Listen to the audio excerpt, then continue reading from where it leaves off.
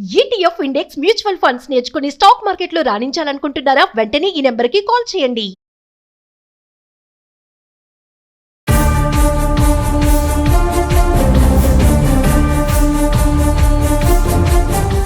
Suman TV ప్రేక్షకులకు నమస్కారం. భారత ప్రభుత్వం ప్రజలందరికీ శుభవార్త చెప్పింది.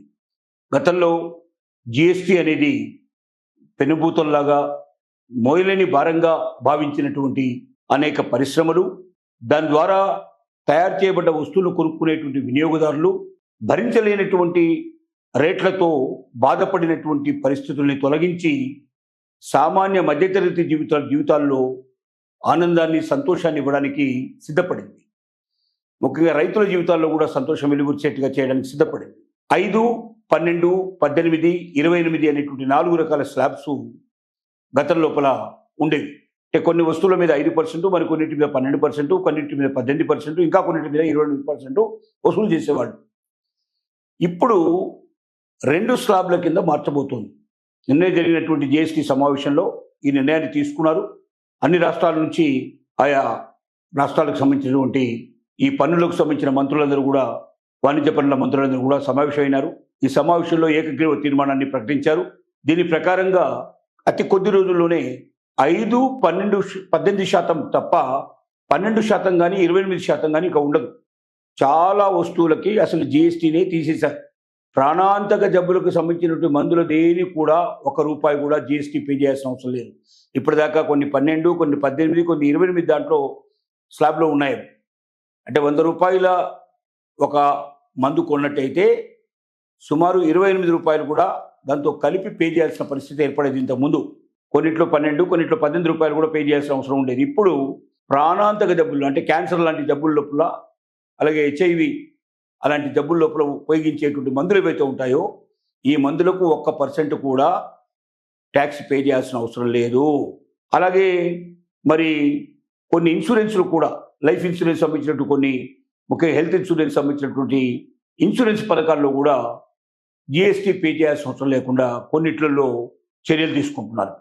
దీంతో పాటుగా పిల్లలు చదువుకునేటువంటి పుస్తకాలు, పెన్సిళ్ళు, నోట్బుక్స్, జామెట్రీ బాక్స్ లాంటి వాటి మీద ఇంతకుముందు 12%, కొన్నింటి మీద 18% దాకా ఉండేటువంటి ట్యాక్స్ని 5% స్లాబ్లోకి తీసుకొచ్చారు. అంటే దాదాపుగా 10 నుంచి 18%, 15% దాంట్లో తగ్గినట్టుగా లెక్కేసుకో, 13% తగ్గినట్టుగా లెక్కేసుకోవచ్చు. అలాగే మందుల మీద గతంలో 28% దాకా ఉన్నటువంటి కొన్ని మందుల్ని ఇప్పుడు 18%లోకి చేర్చారు. 18% దాకా ఉన్నటువంటి కొన్ని మందుల్ని 5%లోకి తీసుకొచ్చారు. అలాగే 18%లో వచ్చే వాటిల్లో ముఖ్యంగా ఏసీలు, 2 వీలర్కి సంబంధించిన వాహనాలు, తక్కువ సీసీలు ఉండేటువంటి చిన్న చిన్న కార్లు, తక్కువ రేట్లో ఉండే కార్లు, ఇలాంటి కొన్ని వాహనాలు 18%లో ఉన్నాయి. అవి అంతకుముందు 28%లో ఉండేటువంటివి. దీనికి తోడుగా మరొకటి ఇప్పుడు ఏం చేశారంటే 40% ఒకటి ప్రత్యేకంగా పెట్టారు. ఈ 40% ఏమిటంటే లగ్జూరియస్ వస్తువులు, బాగా డబ్బున్న వాళ్ళు, సంపన్నులు మాత్రమే ఉపయోగించేటువంటి కొన్ని వస్తువులు. ఉదాహరణకి దీంట్లో మనకు వచ్చేటువంటి వాటి లగ్జూరియస్ కార్లు, తర్వాత పొగాకు ఉత్పత్తులు, సిగరెట్ కానీ, బీడీ కానీ, పాన్ పరాగ్ కానీ, ఇలాంటివన్నీ దీంట్లోకి వస్తాయి.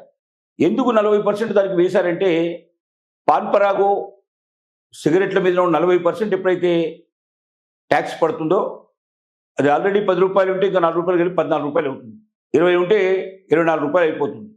₹28 దాకా పోయే అవకాశాలు ఉన్నాయి. కాబట్టి సామాన్యులు దాన్ని తీసుకోకుండా, సామాన్యులు పొగాకు ఉత్పత్తులు వాడకుండా ఉండడానికి వీలుగా పొగాకు ఉత్పత్తులన్నిటి కూడా పెంచడానికి సిద్ధపడుతోంది.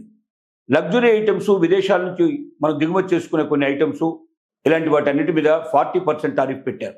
అంటే సామాన్యులకు కాకుండా, మధ్యతరగతి వారికి కాకుండా, ఒక్క డబ్బున్న వారు మాత్రమే ఉపయోగించేవి కానీ ఆరోగ్యాన్ని నాశనం చేసేటువంటి కొన్ని వస్తువులకు కానీ 40% వచ్చేట్టుగా చేశారు. దీని ఫలితంగా ముఖ్యంగా మధ్యతరగతి జీవులకు కావాల్సినటువంటి సూపర్ మార్కెట్లలో దొరికే వస్తువులు, మనకు మామూలుగా కిరాణా షాపుల్లో దొరికేటువంటి వస్తువులు, సబ్బులు, టూత్పేస్ట్లు, అలాగే టీ పొట్లాలు, తర్వాత ఆయిల్సు, తర్వాత రకరకాలైనటువంటి మన ఇంటికి ప్రతిరోజు వాడుకునేటువంటి పదార్థాలు ఏవైతే ఉన్నాయో ఆల్మోస్ట్ ఆల్ వీటన్నిటి మీద కూడా 5%కు తీసుకొచ్చారు. అంటే సుమారుగా 10 నుంచి 15% పాటు రేట్లు తగ్గేటువంటి సూచనలు కనబడుతున్నాయి. అంటే ఒకేసారి నిత్య జీవితంలో వాడుకునేటువంటి సరుకులన్నీ కూడా రేట్లు తగ్గిపోయి మధ్యతరగతి కుటుంబాలు, సామాన్య కుటుంబాలు తమ జీవితంలో ఇప్పటిదాకా పెరిగిన రేట్ల మీద బాధపడుతూ తినకుండా ఎవరైతే ఇబ్బంది పడుతున్నారో అలాంటి వాళ్ళందరికీ ఇది ఒక శుభవార్తలాగా ఉంటుంది. తద్వారా భవిష్యత్తు లోపల పేదవారు, మధ్యతరగతి వారు ఆనందంగా జీవించడానికి అవకాశం ఉంటుంది. పెట్రోల్ కూడా ఒక ప్రయత్నం చేస్తున్నారు. జిఎస్టీ పరిధిలోకి పెట్రోల్ తీసుకొచ్చినట్టయితే ఇవాళ 100 రూపాయలకు పైగా ఉన్నటువంటి పెట్రోల్ 50 నుంచి 60 రూపాయల లోపల దొరికే అవకాశం ఉంది. డీజిల్ ఇంకా రేటు తగ్గే అవకాశం ఉంది. దానికోసం ప్రయత్నాలు చేస్తున్నారు. అయితే రాష్ట్రాలు డిమాండ్ చేస్తున్న కొన్ని రాష్ట్రాలు ఏమడుగుతున్నాయంటే మాకు బాగా ఆదాయం తగ్గిపోయే పరిస్థితులు కనబడుతున్నాయి. మరి దానికి కాంపెన్సేషన్గా సెంట్రల్ గవర్నమెంట్ కనీసం ఒక 4 ఏళ్ళు 5 ఏళ్ళు మాకు ప్రతి సంవత్సరం కొంత కాంపెన్సేషన్ మాకు ఇవ్వాలి. అప్పుడే మేము ఈ నష్టాల నుంచి బయటపడతాం. ఆల్రెడీ మేము ప్రజలకు కొన్ని వాగ్దానాలు చేశాం. ఆ వాగ్దానాలు నెరవేర్చాలంటే ఖచ్చితంగా మాకు డబ్బు ఉండాలి. అది మేము ట్యాక్సుల రూపంలో వసూలు చేస్తున్నాం. ఆ ట్యాక్సులు మీరు తగ్గించడం వల్ల మాకు వచ్చే ఆదాయం తగ్గిపోతుందని చెప్పి వాళ్ళు డిమాండ్ చేస్తున్నారు. ఈ డిమాండ్లని కూడా కేంద్ర ప్రభుత్వం పరిశీలిస్తోంది.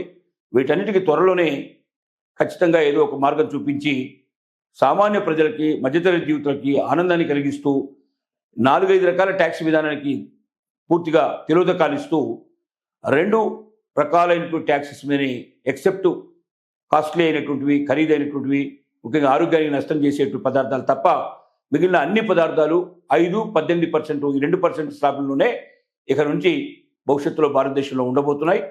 ఇంకా అవకాశం ఉంటే కొన్నాళ్ళ తర్వాత ఒకే ఒక పర్సెంటేజ్ మొత్తం ఏ వస్తువు కొనా ఒకే % ఉండే పరిస్థితులు కూడా తీసుకొచ్చినా ఆశ్చర్యపడాల్సిన అవసరం లేదని నిపుణులు చెప్తున్నారు.